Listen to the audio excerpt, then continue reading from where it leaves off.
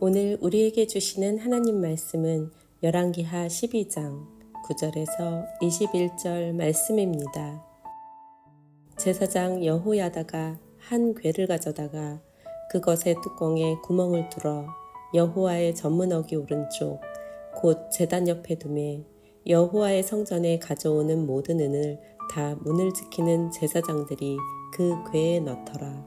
이에 그 궤 가운데 은이 많은 것을 보면 왕의 서기와 대제사장이 올라와서 여호와의 성전에 있는 대로 그 은을 계산하여 봉하고 그 달아본 은을 일하는 자 곧 여호와의 성전을 맡은 자의 손에 넘기면 그들은 또 여호와의 성전을 수리하는 목수와 건축하는 자들에게 주고 또 미장이와 석수에게 주고 또 여호와의 성전 파손한 데를 수리할 제목과 다듬은 돌을 사게 하며 그 성전을 수리할 모든 물건을 위하여 쓰게 하였으되 여호와의 성전에 드린 그 은으로 그 성전의 은 대접이나 불집게나 주발이나 나팔이나 아무 금 그릇이나 은그릇도 만들지 아니하고 그 은을 일하는 자에게 주어 그것으로 여호와의 성전을 수리하게 하였으며 또 그 은을 받아 일꾼에게 주는 사람들과 회개하지 아니하였으니 이는 그들이 성실히 일을 하였음이라. 속건제의 은과 속죄제의 은은 여호와의 성전에 드리지 아니하고 제사장에게 돌렸더라. 그때 아람 왕 하사엘이 올라와서 가드를 쳐서 점령하고 예루살렘을 향하여 올라오고자 하므로 유다의 왕 요아스가 그의 조상들 유다 왕 여호사밧과 여호람과 아하시아가 구별하여 드린 모든 성물과 자기가 구별하여 드린 성물과 여호와의 성전 곳간과 왕궁에 있는 금을 다 가져다가 아람 왕 하사엘에게 보냈더니 하사엘이 예루살렘에서 떠나갔더라. 요아스의 남은 사적과 그가 행한 모든 일은 유다 왕 역대지략에 기록되지 아니하였느냐. 요아스의 신복들이 일어나 반역하여 실라로 내려가는 길가의 밀로궁에서 그를 죽였고 그를 쳐서 죽인 신복은 시므아스의 아들 요사갈과 소멜의 아들 여호사밧이었더라. 그는 다윗성에 그의 조상들과 함께 장사되고 그의 아들 아마샤가 그를 대신하여 왕이 되니라.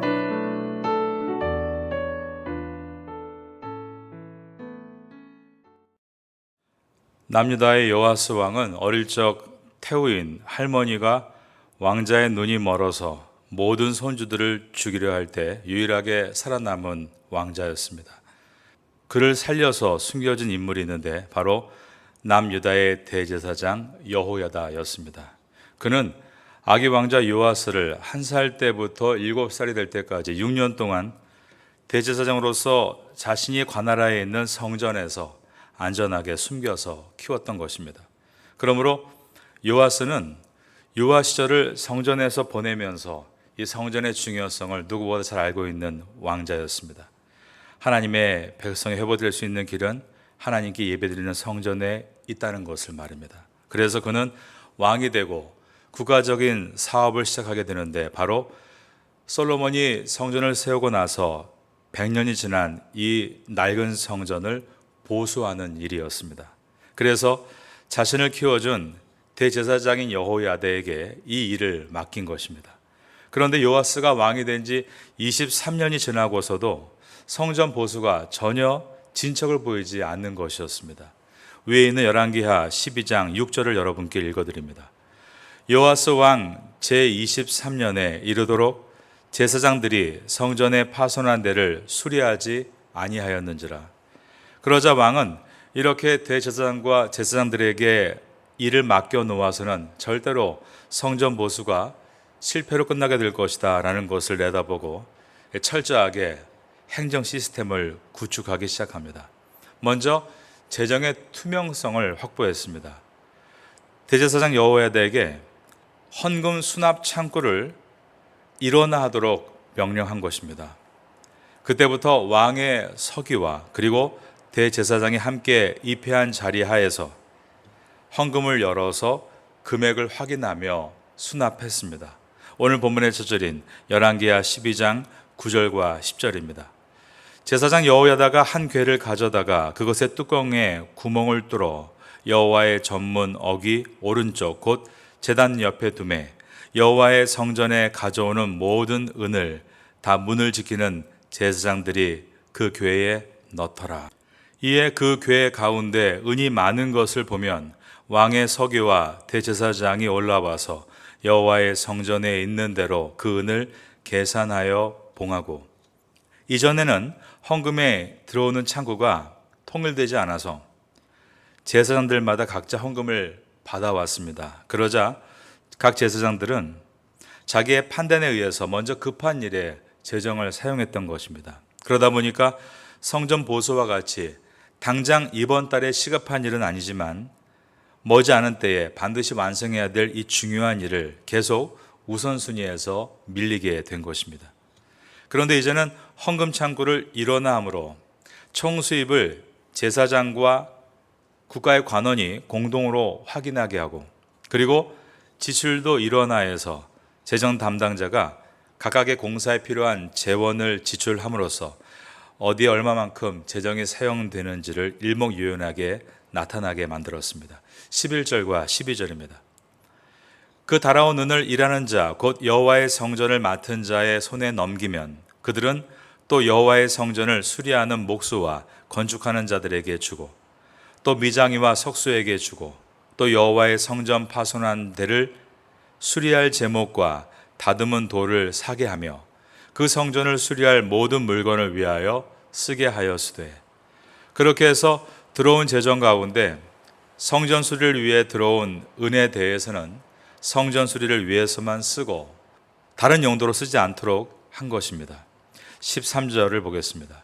여호와의 성전에 드린 그 은으로 그 성전의 은 대접이나 불집게나 주발이나 나팔이나 아무 금 그릇이나 은 그릇도 만들지 아니하고, 그리고 성전 수리를 맡은 인부들에게 지불할 공사 대금도 밀리지 않고 바로바로 전달합니다.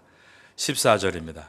그 은을 일하는 자에게 주어 그것으로 여호와의 성전을 수리하게 하였으며, 그러면서 다른 성전의 일반 비용과 또 제사장들의 지급할 급여도 혼선이 없도록 행정적으로 선명하게 정리를 합니다. 16절입니다.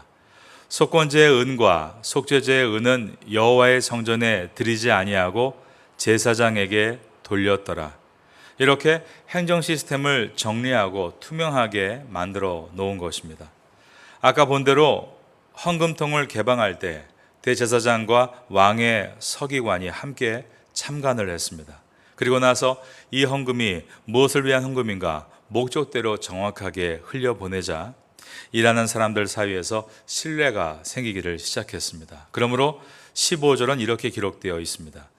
또 은을 받아 일꾼에게 주는 사람들과 회개하지 아니하였으니 이는 그들이 성실히 일을 하였음이라. 재정의 수입과 지출을 담당하는 사람들이 투명하고 성실하게 일함으로 사람들이 회개하지 않았다, 즉 수가 맞는지 틀린지 확실하게 믿었다라고 되어 있는 것입니다. 이처럼 요아스의 왕의 개혁은 큰 성공을 이루었습니다. 여러분의 가계부도 이러한 성공을 이루기를 바라겠습니다. 다시 한번 지난 가계부를 열어서 체크해 보면서 한번 개혁을 단행해 보시기 바랍니다. 중요한 일을 위해 지출할 돈을 계속 급한 일에만 지출하고 있지는 않는지, 11조와 지정헌금 등 하나님의 것이라고 선언한 돈에 대해서 어느 때부턴가 상황과 타협하고 있지는 않는지, 원칙이 무너진 부분은 없는지를 돌아보시기 바랍니다. 그리고 내 양심의 감사에 걸리는 부분에 대해서는 기도하시면서 개혁해 나가시기 바랍니다. 개혁에 성공할 때 주님의 놀라운 축복이 함께할 것이기 때문입니다. 오늘 본문은 이처럼 요시야 왕이 단행한 개혁의 성공을 먼저 보여줍니다. 그런데 바로 이어서 요시야 왕의 실패를 보여주는데 17절부터입니다. 그때의 아람 왕 하사엘이 올라와서 가드를 쳐서 점령하고 예루살렘을 향하여 올라오고자 하므로, 이 당시 아람 왕 하사엘은 북이스라엘과 심지어 남유다까지 두 나라를 모두 위협할 만큼 그 세력이 점점 커지고 있었습니다. 이미 북이스라엘은 요단 동편의 땅들을 하사엘에게 많이 빼앗긴 상태였습니다. 이제 아람 왕 하사엘은 요시야가 머물고 있는 남유다의 수도 예루살렘을 향해 진격해 오고 있었습니다. 요시야가 두려웠겠죠. 그가 나라 안에 일어나고 있는 문제들을 잘 해결하고 개혁에 성공했는데 나라 밖의 일은 어떻게 처리했는가 한번 보겠습니다. 안타깝게도 그는 성전 보수를 위해 헌금을 잘 구분해서 관리하고 지출했던 것과는 달리 하사엘이 예루살렘 성 안으로 진격해 들어오려 하자 예루살렘 성 안에 있는 모든 헌금, 즉 역대 왕들이 모았던 성물과 함께 현재 가지고 있는 금그릇, 금기구 등 성내에 쓰이는 모든 값 나가는 것까지 다 아람의 하사엘에게 바쳤다라고 되어 있습니다. 18절입니다. 유다의 왕 요아스가 그의 조상들 유다 왕 여호사밧과 여호람과 아하시아가 구별하여 드린 모든 성물과 자기가 구별하여 드린 성물과 여호와의 성전 곳간과 왕궁에 있는 금을 다 가져다가 아람 왕 하사엘에게 보냈더니 하사엘이 예루살렘에서 떠나갔더라. 이것을 다 바치자 아람과의 전쟁을 모면했다는 것입니다. 그는 나라 안에서 우상 숭배에 수탈당했던 성전을 보수하는 데 성공했습니다. 그런데 아람 왕이 자신의 왕권을 위협하자 그는 성전을 수탈하면서까지 왕권을 지키려고 했다는 것입니다. 그리고 나서 어떻게 됐는가? 요아스 왕은 대제사장 여호야다가 나이 들어 죽은 다음에 아세라 목상과 우상을 섬기기를 시작합니다. 그러자 대제사장이었던 여호야다의 아들 스가랴가 요아스 왕에게 그것은 잘못됐다, 하나님의 심판을 선포합니다. 그랬더니 왕이 그를 죽인 것입니다. 이 내용은 역대하 28장 17절 이하에 들어 있습니다. 여러분께 읽어드립니다. 여호야다가 죽은 후에 유다 백성들이 와서 왕에게 절하매 왕이 그들의 말을 듣고 그의 조상들이 하나님 여호와의 전을 버리고 아세라 목상과 우상을 섬겼으므로 그 죄로 말미암아 진노가 유다와 예루살렘에 임하니라. 20절에는 이 하나님의 영이 제사장 여호야다의 아들 스가랴를 감동시키매 그가 백성 앞에 높이 서서 그들에게 이르되 하나님이 이같이 말씀하시기를 너희가 어찌하여 여호와의 명령을 거역하여 스스로 형통하지 못하게 하느냐 하셨나니 너희가 여호와를 버렸으므로 여호와께서도 너희를 버리셨느니라 하나. 이렇게 여호야다의 아들 스가랴가 하나님의 심판을 선포하고 바른 말을 할 때 요아스 왕은 그를 죽인 것입니다. 역대하 24장 21절에 보면 무리가 함께 꾀하고 왕의 명령을 따라 그를 여호와의 전 뜰 안에서 돌로 쳐 죽였더라. 성전을 보수하고 예배에 전념했던 이 요아스가 훗날엔 타락해서 우상을 섬기고 여호야다의 아들 스가랴를 여호와의 성전 뜰에서 죽였다는 것입니다. 이처럼 요아스의 리더십은 무너져 내리고 있었습니다. 그러자 그의 측근들이 결국 그를 시해하게 됩니다. 12장 20절을 보시면 요아스의 신복들이 일어나 반역하여 실라로 내려가는 길가에 밀로 궁에서 그를 죽였고 라고 되어 있습니다. 하지만 하나님의 약속하신 대로 다윗의 왕조는 계속 이어지게 하시기 위해서 시해한 자가 왕이 되지 못하고 요아스의 아들이 왕위를 계승합니다. 20절입니다.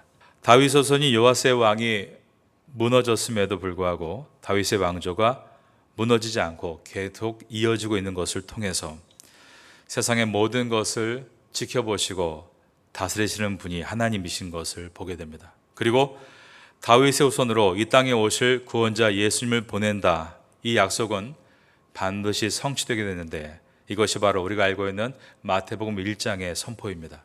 아브라함과 다윗의 자손 예수 그리스도의 세계라.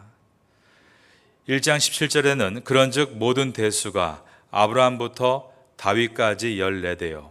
그 다음 보면 다윗부터 바벨론으로 잡혀갈 때까지 14대요. 심지어 주전 605년에 바벨론의 포로가 돼서 사로잡혀간 다음부터도 이 유다의 후손은 끊어지지 않고 바벨론으로 사로잡혀간 후부터 그리스도까지 14대더라 라고 말씀하므로 하나님의 언약은 반드시 성취되고 이루어진다는 것을 우리에게 보여주셨습니다. 그런데 안타까운 것은 오늘 우리가 보게 되는 요아스 왕입니다. 그는 처음에 개혁가였습니다. 성전을 보수하기 위해 탁월한 리더십과 성실함을 가지고 국가적인 공사를 잘 마무리한 것입니다. 그런데 그는 나중에 자신의 왕권을 지키기 위해서 성전의 모든 성물을 아람 왕에게 바치고 우상을 숭배하고 결국 측근에 의해서 제거를 당했습니다. 개혁가였던 그가 이제는 개혁의 대상이 되고 말았다는 것입니다. 이와 같은 우리에게 초심을 유지하지 못하면 아무리 과거에 옳은 길을 걸었다, 쟁쟁한 삶을 살았다 하더라도 결국 나락으로 떨어진다는 것을 말씀하고 있습니다. 개혁된 교회는 쉬지 말고 계속 개혁되어야 한다라는 말이 있습니다. 바로 이것이 종교개혁으로 탄생한 우리 기독교 프로테스탄트의 정신입니다. 프로테스탄트, 뜻은 저항하다. 우리가 무엇을 향해 저항해야 하는 것입니까? 바로 항상 개혁해야 될 첫 번째 대상은 나 자신인 것을 잊지 말아야 한다는 것이 오늘 요하스를 통해 주시는 가르침입니다. 처음에는 개혁의 주체였지만 언제부턴가 개혁의 대상이 되어버리는 사람이 되지 않도록 우리는 사회 안에서, 가정 안에서, 그리고 교회 안에서 고인물이 되지 않기 위해 몸부림쳐야 합니다. 기득권이 되지 않도록, 흔한 말로 학생들이 그러죠. 꼰대라고 하는데 꼰대가 되지 않도록 우린 깨어 있어야 하는 것입니다. 라떼 많이 먹는데요. 라떼는 그렇게 입으로 옛날 얘기하면서 자기의 과거에 자신의 삶을 두게 되면 그는 벌써 이제는 개혁의 주체가 아니라 개혁의 대상이 되어버릴 수밖에 없는 것입니다. 오늘 우리는 이 본문을 통해서 우리의 삶이 어느 때부터 무너져 내리고 있는지를 돌아보면 좋겠습니다. 그리고 어느 때에 가장 우리의 삶이 활성화되고 뜨거웠는지를 돌아보면 좋겠습니다. 그러는 가운데 하나님, 다윗이 처음부터 다윗이었고 마지막도 다윗이었던 것처럼 저도 그런 사람이 되길 원합니다. 하지만 언제부턴가 처음엔 다윗이었지만 지금은 사울이 되고 있다면 다시 제 마음을 바꿔 주옵소서. 그러한 마음으로 왕같은 제사장으로 이 태국 땅에서 귀하게 쓰임받게 되시기를 예수님의 이름으로 축원합니다.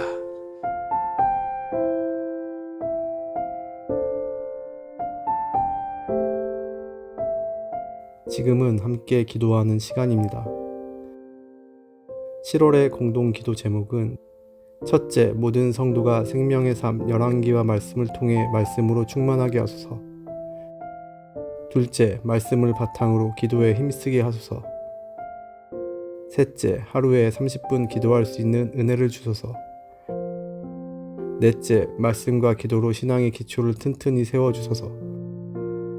말씀을 붙잡고 기도하는 귀한 시간 되시기를 소망합니다.